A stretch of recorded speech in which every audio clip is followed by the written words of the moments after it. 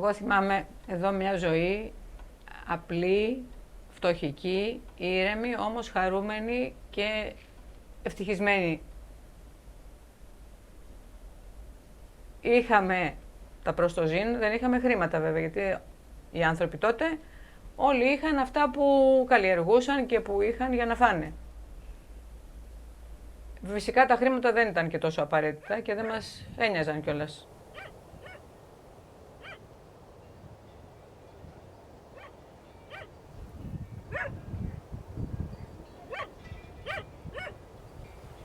Εδώ ήταν η ζωή, εδώ ήταν όλα τα υπάρχοντα, το περιβόλι, οι γελάδες, το άλογο με τα γαϊδούρια που τα βάζαμε και στο αλόνι το καλοκαίρι.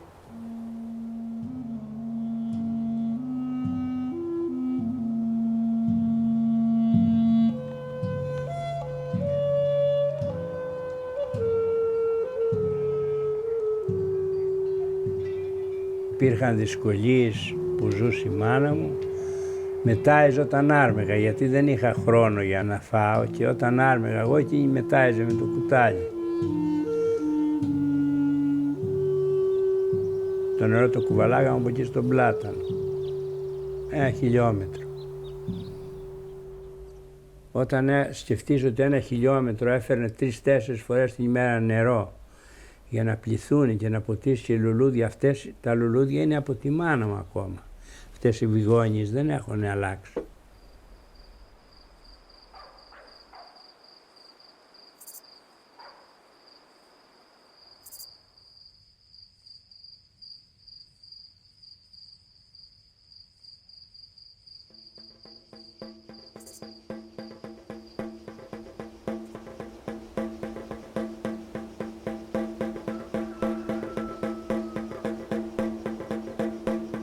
Οι τζαμπουνιέριδες με το τουμπάκι πηγαίνανε από κατοικιά σε κατοικιά τα βράδια και κάνανε βεγγέρες το λέγανε, το οποίο θα τους κερνούσαν ή κανένα λουκουμά ή κανένα σίκο, καμιά ελιά βγάζανε, καμιά ρέγγα, οι σαρδέλες αν είχανε και γινότανε πανηγύρι. Μέσα σε αυτό το σπιτάκι δηλαδή που να χωρούσαν 6-8 άτομα και να χορεύανε κιόλας. Και ήταν με τις τζαμπούνες και με το τουμπάκι. Αυτό γινόταν πάρα πολύ συχνά. Μπορώ να πω και μια φορά τη βδομάδα υπήρχαν αυτές οι βεγγέρες, ανταλλάσσανε.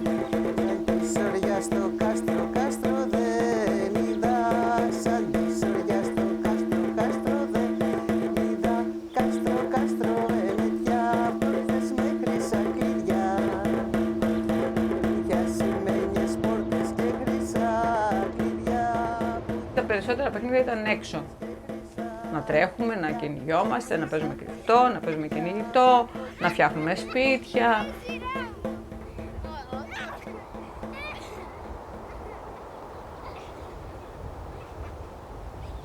Να πιάσουμε τα αυγά, να πάμε να δούμε πού έχει γεννήσει η κουνέλα. Και μας κυνηγάγανε οι κουνέλες, μπαίναμε μέσα σε σακιά. Τα πόδια γιατί φοβόμαστε με τα κόσμα. Να πιάσουμε τα κουνελάκια. Και όταν τα πιάναμε, η μαμά τα χόλιαζε και μας κυνήγαγε. Ο μπαμπάς λέει, ξέρεις, μην πηγαίνετε να τα πειράζετε γιατί η μαμά δεν τα θέλει μετά και θα τα αφήσει να ψοφήσουνε.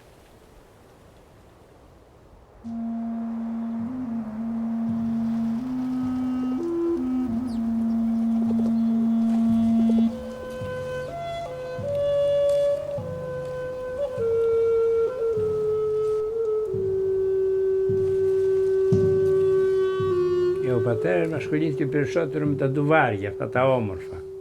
Για σκεφτείτε πόσα χρόνια για να γίνουν όλα αυτά. Ένας άνθρωπος να σκάβει, να γυρίζει τις πέτρες, να χτίνει.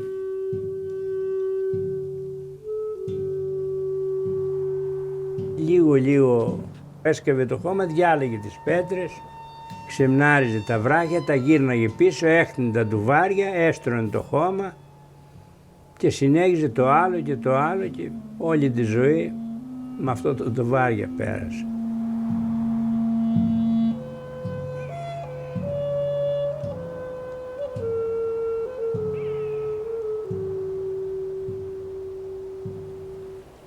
Κάθε χρόνο πάμε να χωματίσουμε το σπίτι. Το χώμα το φέρναμε από τη χωματίστρα που ήταν στο Μόλο. Είχε κάτι σπηλιές εκεί ένα χώμα αργυλώδες που ήταν και βαρύ χώμα.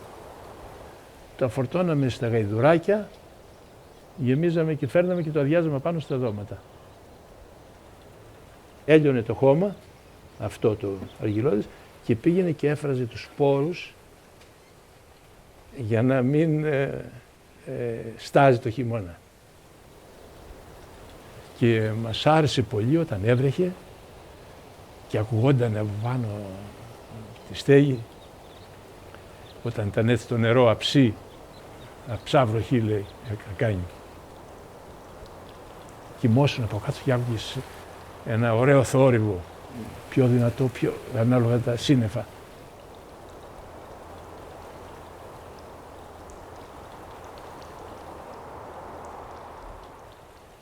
Ήτανε τότε δύσκολα τα χρόνια.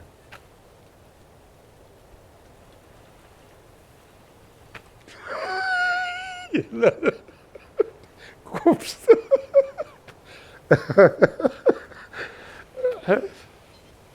Και όλα δηλαδή, ότι ήτανε με...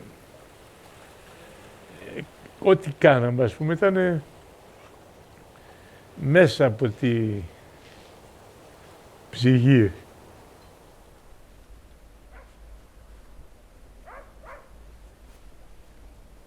Η μητέρα μου ήταν μια γυναίκα πολύ νοικοκυρά, πολύ δουλευταρού. Μας έραβε τα ρούχα μας. Εμένα δεν μ' άφηνε να βάλω τα χέρια μου στο κρύο νερό γιατί ήμουνα μικρό. Και μου λέγε, δεν θα κάνεις τίποτα.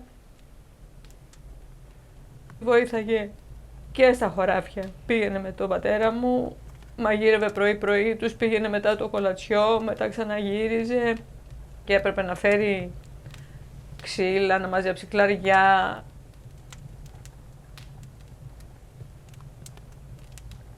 Ο μπαμπάς μου ήταν ένας άνθρωπος χαμηλών τόνων, αλλά ήταν σοφός. Δεν σε πρόσβαλε ποτέ, δεν σε μάλωνε ποτέ. Ήταν ένας δοτικός άνθρωπος. Η φιλοσοφία και των δύο ήταν, παρόλο που δεν είχαν σασλό να φάνε, όποιος άνθρωπος περάσει από το σπίτι θα πρέπει να πιει ένα νερό, να φάει ένα κομμάτι ψωμί.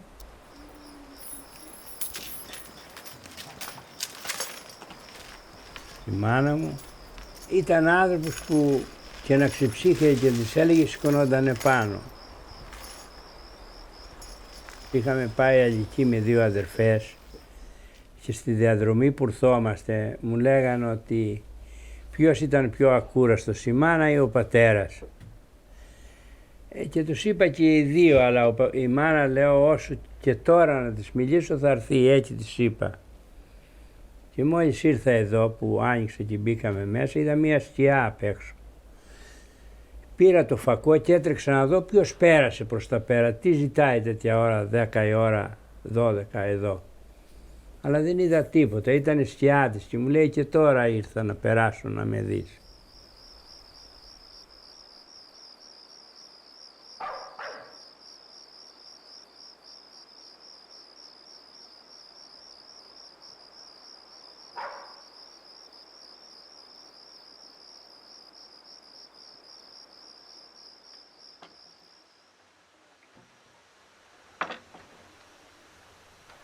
Σηκώθηκε ο πατέρας μου να πάει να ταΐσει ένα άλογο που είχε ένα άσπρο.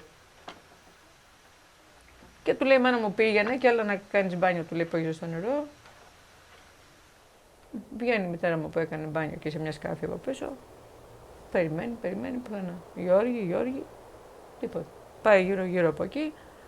Βλέπει το φοράδα εκεί που ήταν το άλογο μέσα στο σπιτάκι και από πίσω. Κοίταζε μία τη μητέρα μου, μία κάτω. Μία τη μητέρα μου, μία κάτω. Πάει κοντά η μάνα μου και τον βλέπει κάτω. Λέει, Γιώργο, έπεσες κάτω, λέει, και δεν με φωνάζεις. Πάει κοντά και είχε πεθάνει.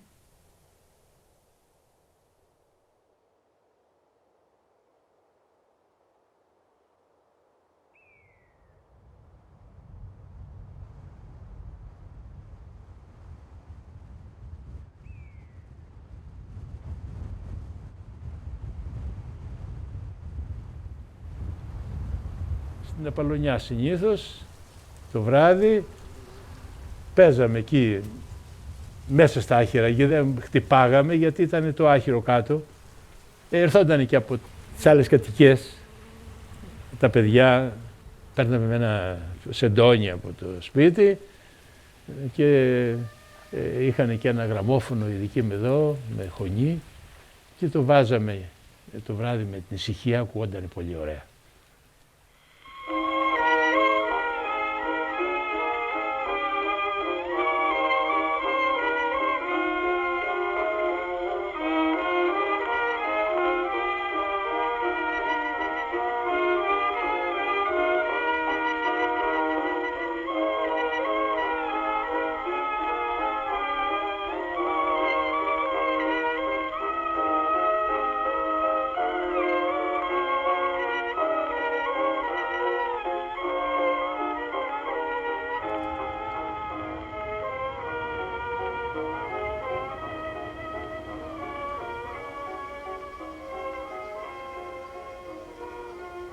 Γύρω στο 1930 αυτές ήταν πολύ ενεργές οι κατοικίες στην Πάρο. Από το 1930 μέχρι το 1940 άρχισε η κάτω βόλτα. Οι περισσότεροι φύγανε στην Αθήνα, πήγανε στα νταμάρια, άλλοι πουλούσαν όλες τις κατοικίες και αγοράζανε θηρορία και γινόταν υπηρέτες. Και τα κορίτσια φεύγαν από εδώ μικρά και πηγαίνανε υπηρέτριες. Και έτσι ερημώσαν όλες αυτές. Και δεν ξαναγύρισε σχεδόν κανένας πίσω. Έτσι είναι και αυτή εδώ πέρα η σημερινή. Δεν ξαναγύρισε ποτέ κανένας πίσω.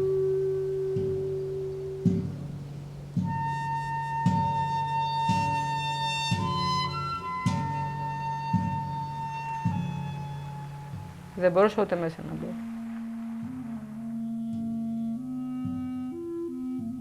Ήταν πάρα πολλά 10 χρόνια το φορτίο να πεθάνουν και οι 4. Ξαφνικά ένιωσα ότι δεν είχα ρίζες και ότι μία κοβόταν που πέθαναν, όλοι που πέθαναν στη σειρά. Και ερχόμουν εδώ και εντάξει, ένιωθα, τα έφερνα όλα αυτά στο μυαλό μου και δεν άντεχα. Τις μνήμες μου δεν έχω να τις μοιραστώ με τον δικό μου άνθρωπο. Αυτά που μου λέτε τι παίζαμε, άμα είχα ένα θα λέγαμε, θυμάσαι που παίζαμε αυτό. Σαν τη σωριά στο κάστρο, κάστρο δεν είδα. Σαν τη σωριά στο κάστρο, κάστρο δεν είδα. Κάστρο, κάστρο, Βενετιά, πόρτες με χρυσά κλειδιά. Που είχε ασημένιες πόρτες και χρυσά κλειδιά. Είχε πολλές χαρές αυτό το σπίτι, γιατί όλα μας τα γλέντια εδώ τα κάνουμε. Εδώ ήταν, ας πούμε, το κουκούλι που μας έβαζε όλους μέσα, η γλώσσα που μας έβαζε κάτω από το στεράτι. Τούρκοι το πολέμουσαν χρόνους 13. Τούρκοι το πολέμουσαν χρόνους 13. Χρόνους μήνες 13, ή το νου μου τον κρατείς. Και ένα μικρό τουρκάκι Ρώμιος γίνεται. Και ένα μικρό τουρκάκι Ρώμιος γίνεται. Ρώμιος γίνεται, γυναικίσια ντύνεται. Και βάζει μαξιλάρι και γκαστρώνεται. Κάθε μέρα θα μπω στον κήπο, θα κάνω μια βόλτα έτσι για να πάρω τη γεύση. Τα ζώα, τις κουτούλες, το περιβόλι, τα δεντράκια, αυτό είναι φέτο καλύτερο, το άλλο. Είναι δηλαδή ένα πράγμα που με ανεβάζει. Τι θέλει το χτήμα αυτό. Είναι και ο γιατρός, εδώ ο ψυχολόγος και ο ψυχίατρος. Και τη σωριά στο κάστρο πάει και χτυπά. Και τη σωριά στο κάστρο πάει και χτυπά. Πάει και χτυπά, μα κανείς δεν τα απαντά. Ανοίξετε τις έρμης και τις ορφανείς. Ανοίξετε τις έρμης και τις ορφανείς. Και τις ορφανείς της ψιλομελχρινής. Και στα ανοίγμα της πόρτας χείλη μπαίνουσι. Και στα ανοίγμα της πόρτας χείλη μπαίνουσι. χίλιοι χίλιοι μπαίνουσι, 2.000 βγαίνουσι. Η αλλαγή του περιβάλλοντος στην Πάρο με πληγώνει πάρα πολύ, μου χαλάει τελείως τις μνήμες μου. Ακόμη και εδώ στο σπίτι, λέω στον άντρα μου, μου αρέσει η πρόοδος και ό,τι κάνουμε εδώ, αλλά του λέω δεν θέλω να κάνεις τίποτα άλλο, δεν μπορώ, μου χαλάς τις μνήμες μου. Εγώ θυμάμαι σε ποια πέτρα ανέβηκα και πώς πάτησα. Μη μου χαλάς τις πέτρες μου, μη μου χαλάς το χωράφι μου.